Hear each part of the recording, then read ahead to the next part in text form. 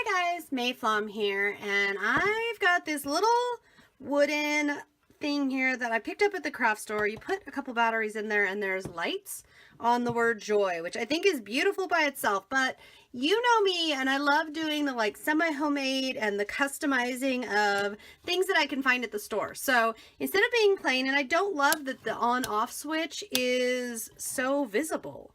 So here's what I'm thinking. I'm thinking I'll get my ScanNCut and I'll build myself a layered flower. I know I've talked a lot about layered flowers lately. If you don't know what I'm talking about, check out my ScanNCut playlist so you can see all of the videos.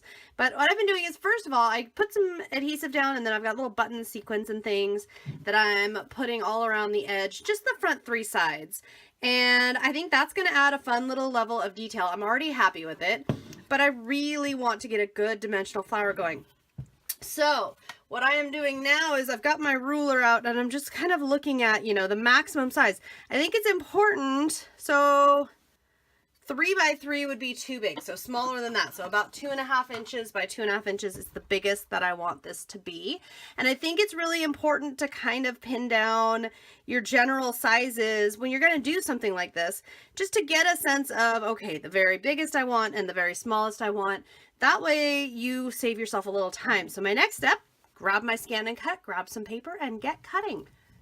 I've got scraps of paper for a project like this. If I already have partially used pieces of pattern paper, this is exactly the kind of project I like to use it up on. And I've got my standard mat here and I've just pressed them all into place. And then once I'm happy with this, I'll set this aside, get my ScanNCut out, and we can pick our patterns. I'm also thinking about some materials like perhaps something like cork or wood grain paper, cardstock, other vellum maybe. But if I'm going to do other materials, I want to cut them separately because remember, we're setting our blades, so you don't want to go forward with a project and have it going with multiple depths because you'll either overcut on something or undercut on something. So keep similar papers or materials going. I'm going to go ahead and I'm going to pull up the flowers, and I'm going into my favorite ones because I do so love these. And I'm not going to size them yet. I'm just going to set them in, and I'm just going to repeat this by going to pattern and then right here to flower and then right up there. It's a really good idea to go ahead and get to know your ScanNCut patterns, to know what's available to you right off the bat. Know what you've got that you can play with, that you can utilize, and know your options. Know what you've got that maybe you would want to use or not want to use, so that you can quickly access or know, okay, you know what, I've got these great flowers, these will work. All right, so once I've got a couple of flowers here, I'm going to push this button right here, and what that's going to do is scan my mat so I know where my papers are. Those all scanned in. Now we can see exactly what we've got. And I can also, this button here at the top, I'm going to push that button, and then this button right here, if I push this, this is where I can resize. And if you'll recall, I said 2.5 inches was the biggest I want. So I'm going to go ahead and do that. And I'm also going to change this to 2, and I'll show you why. Because if I change it to 2, I have my 2.5 inch flower here, but I can click on this other one, and now I can change the size. I'm going to go all the way down to 1.5. Okay. By making 2, when I'm wanting to do multiple sizes, what that does for me is it leaves me the size I just sized, but leaves me another one to edit. So it kind of like, it makes a duplicate, but then we can keep editing. Could I make a whole bunch at any given size? Yes, I could. And I'm going to continue going down. I'm going to go all the way down to 3/4 of an inch here and repeat this process again. And this time I've got a bunch. Now I'm not going to worry about placing these just yet because what I just did there, I'm now going to repeat with the other flower designs, and I'm going to pick random sizes between 1/2 inch and 2.5 inches. And by doing this, yes, I'm going to have more than I need, but I actually really want to have more than I need because I would far rather have extras that I can then take and make goodie bags, make all kinds of different things with. I'd rather have those extras then I would be short. And then if I was short, then I would have to pull out the machine again and start all over. And the whole beauty of the ScanNCut for me is how much time it saves me. Obviously, it wouldn't be saving me time if I wasn't allowing it to. So I'm going to just finish this up, and then I will just move these all around to positions that I like. I'll take a look at these and decide which ones I want in what spots. With all of my flowers cut out, now I can play with positioning, and I can play with where I want all of these lovely flowers and how I want to put them. Now, some of these, for example, this one here, I know I want it to cover a bit of the letter Y, but I also know that I want to just glue the bottom leaves, or petals, I suppose I should say. Okay, so I'm gonna go ahead and start there with that bottom petal. Now here's another one where I just glued a couple together and just kind of fluffed them up. Now I do want to be careful though, because while I want to cover up this switch, I do not want to do anything to the switch that's going to prevent it from being used.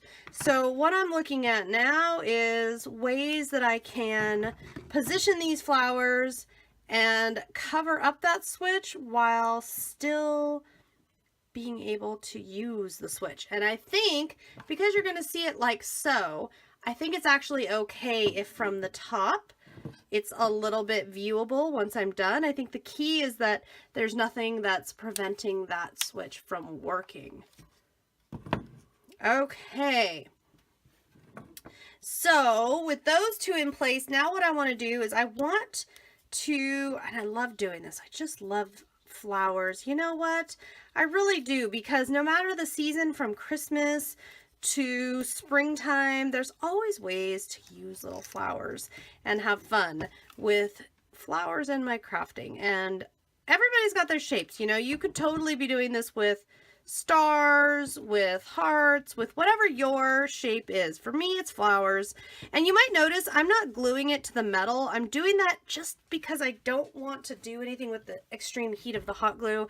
I don't know that it would mess the wires up or anything, but just to be more on the cautious side, just because I don't know if there's any possible bad effects there. That's just the way I'm approaching that. And I'm just using this to prop this up so we've got a good angle. And I'm just, with my hot glue, just whatever buttons I find, whatever little bits and pieces. I've also cut, remember, all those materials you can cut with your ScanNCut. I have a couple of different sizes, although I ripped too hard and broke that one. I have a little bit of a longer leaf, and I'd want it to lay flat because it is white on the back, but I thought that that might be a really pretty detail, and I'll just kind of tuck the bottom behind there. Now I can always go and get something. For example, I can get a little button of some kind, and I'm just using very, very small amount of liquid hot glue there. But I'm just gonna kind of secure this in a couple spots. Okay, and you could do as much or as little as you wanted here.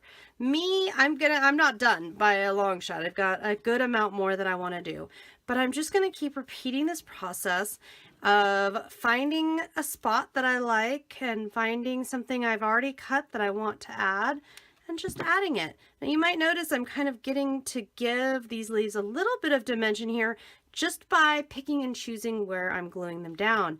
And as you can see, because I'm using the hot glue, it's giving me a lot more options of ways that I can do that.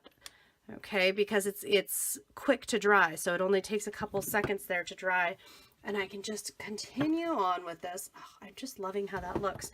So I'm wanting to consider it from all angles. I'm going to want to do things like, for example, I think I'm going to put this flower here. And because these are all double-sided, I don't have to worry about that. But I think I'm wanting to put this behind in kind of an odd, it's going to seem like kind of an odd angle. But since this is going, I think I know a spot on this on my shelf where this is going to go and how I want this to be. I think this will work out. And just kind of bend that to be how I want it. Oh yeah, I like that a lot. And just continue on. It's so much fun, you guys. And I hope that you've liked this little tutorial. I hope I've inspired you.